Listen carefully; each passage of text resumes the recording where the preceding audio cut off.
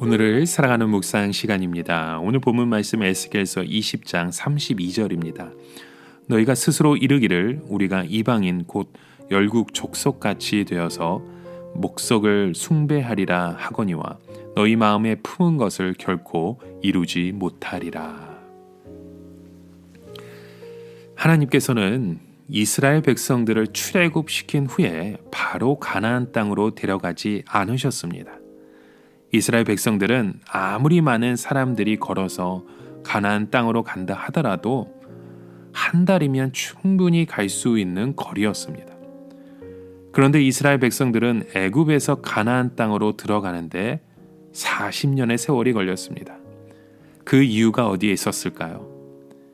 그들의 사상이 애굽의 문화에서 벗어나지 못했고 하나님의 능력을 철저히 신뢰하지 못했기 때문입니다.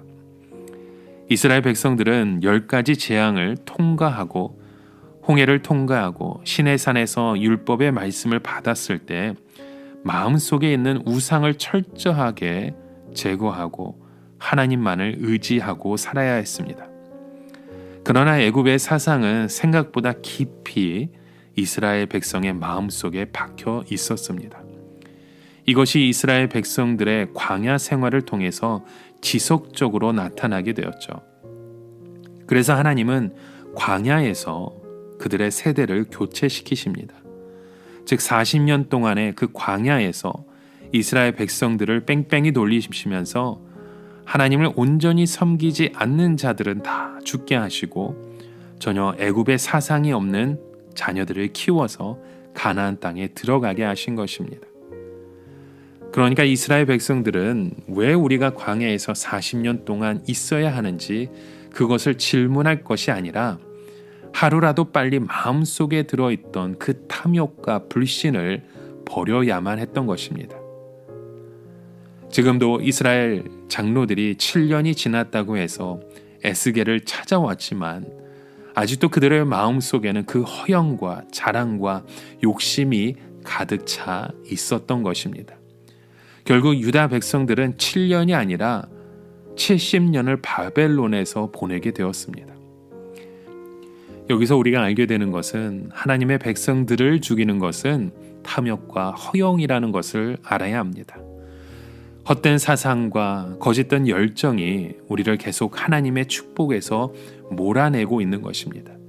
우리가 이것을 벗어버리면 예수님의 십자가에서 완전히 죽어야 하고 그 후에도 계속 죽는 삶을 살아야 합니다. 결국 하나님의 백성들의 과제는 어떻게 하면 순수한 상태에서 하나님의 말씀을 붙잡을 수 있느냐 하는 것입니다. 우리가 이렇게 되기만 하면 하나님의 복이 우리에게 쏟아지게 되어 있고 우리의 안전은 영원히 보장되게 됩니다. 그러나 오늘 또 사단은 우리에게 그렇게 하는 것은 바보들이 하는 짓이라고 무슨 짓을 써서라도 눈에 보이는 것을 잡아야 한다고 우리를 충동질하고 있습니다. 여러분, 이스라엘 백성들이 그들의 머리와 가슴 속에 있는 그 애굽의 환상과 탐욕을 버리는데 광야에서 40년의 세월이 걸렸습니다. 광야에서 40년을 지난 이스라엘 백성들은 그야말로 문명의 혜택이라고는 한 번도 받아본 적 없는 자녀들이었고 학교라고는 문턱에도 가본 자들이 없었습니다. 그런 광야에서 나고 자란 아이들이 얼마나 불쌍한 아이들이었는가 하면 옷이란 옷은 전부 물려받은 것이고 한 번 입으면 40년을 입어야 했습니다. 그러나 이들은 우상을 본 적이 없었습니다. 단 한 번도 그 우상을 만진 적도 없었죠. 그야말로 순수한 무공해의 사람들입니다. 하나님께서 이들을 가나안 땅에 들여보내셔서 가나안의 모든 우상의 족속을 다 멸하고 하나님의 새로운 나라를 세우게 하셨습니다. 즉 하나님께서 이들에게 명하신 것은 철저하게 가나안의 우상을 없애라는 것입니다. 하나님께서 아무리 가나안의 문명이 뛰어나고 발달했다 하더라도 모든 우상을 다 물리치고 오직 하나님만을 의지하는 그 믿음의 사회를 만들라고 하신 것입니다. 그렇게 되면 이 가나안 땅은 어떻게 됩니까? 그야말로 젖과 꿀이 흐르는 땅이 되는 것입니다. 젖과 꿀이 흐르는 땅이라고 하는 것은 그 목축이 너무나도 잘 되어서 그야말로 풍성한 삶을 살아가는 것이죠. 그 새끼들이 주렁주렁 열리고 얼마나 많은 것들을 풍성하게 또 열매 맺고 살아가게 되는지, 그 열매의 꿀이 온 땅에 뒤덮는 그 땅을 말씀하는 겁니다. 그러나 이 젖과 꿀이 흐르는 땅의 진정한 의미는 하나님이 주시는 축복이 넘치는 땅을 말하는 것입니다. 이것은 계속적인 부흥이 일어나는 것이고, 기도의 응답이 있고 기적이 일어나며 하나님이 주시는 정신적이며 물질적인 축복에 넘치는 상태를 말하는 것입니다. 그런데 가나안 땅에는 이스라엘 백성들에게 탐심이 들어왔습니다. 왜냐하면 하나님을 믿지 않는 이방인들이 자기들보다 더 잘 사는 것 같기 때문입니다. 여러분, 우리가 알아야 될 것은 세상의 복과 우리의 복은 근본적으로 성격이 다른 것입니다. 세상 사람들이 가지고 있는 복은 돈과 명예와 권력과 지식 등이 전부입니다. 그리고 사실 그것도 하나님이 임시로 빌려주신 것에 불과합니다. 그런데 자기 것도 아니면서 그 폼을 다 잡고 다니는 것이죠.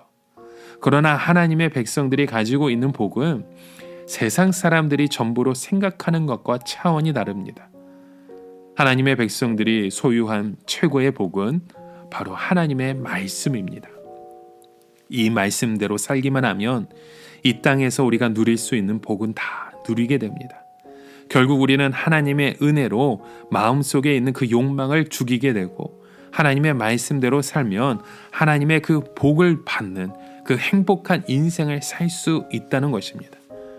그때 우리는 하나님으로 만족할 수 있습니다. 여러분, 우리는 하나님이 주시는 그 은혜와 축복으로 만족하셔야 합니다. 세상 사람들이 세상에 좋은 것을 다 가져간다 하는 있어도 우리는 그것을 부러워해서는 안 됩니다. 우리의 좋은 머리로 하나님의 말씀을 파고 들어가야 합니다. 그리고 그 말씀으로 우리의 삶 전체를 조명해서 지혜의 말씀을 만들어내야 합니다. 그러면 우리가 사는 이 땅이 바로 젖과 꿀이 흐르는 땅이 될 것입니다. 과일 나무가 풍성하게 될 것이고, 우리의 몸에 병이 들지 않을 것이고, 결코 가난하지 않게 될 것입니다. 우리의 마음에 말할 수 없는 감사와 감격이 충만하게 될 것입니다. 여러분, 오늘 우리가 살 수 있는 이 길은 이 자리에서 내 모든 욕심과 허용을 십자가에 못 박혀 죽는 것입니다. 우리의 모든 자랑과 남들보다 뛰어나려고 했던 그 생각들을 다 버리십시오. 그때 우리는 진정으로 하나님만으로 만족하는 그 삶을 살게 되는 줄 믿습니다. 오늘도 그런 믿음의 속에서 주님을 붙들며 하나님의 축복을 소망하시는 저와 여러분의 삶이 되시길 주님의 이름으로 축원합니다. 함께 기도합니다. 하나님 아버지, 남들이 뭐라고 하던 간에 오직 하나님의 말씀과 기도로 우리의 마음을 다해서 주님만을 바라보기 원합니다. 신실하신 하나님을 끝까지 붙들 수 있는 우리의 믿음의 고백되게 하여 주시옵소서. 그래서 우리가 살고 있는 이곳과 우리의 공동체가 가장 이상적이고 아름다운 하나님의 제단으로, 하나님의 터전으로 만들 수 있는 우리의 고백되게 하여 주시옵소서. 예수 그리스도의 이름으로 간절히 기도드립니다. 아멘.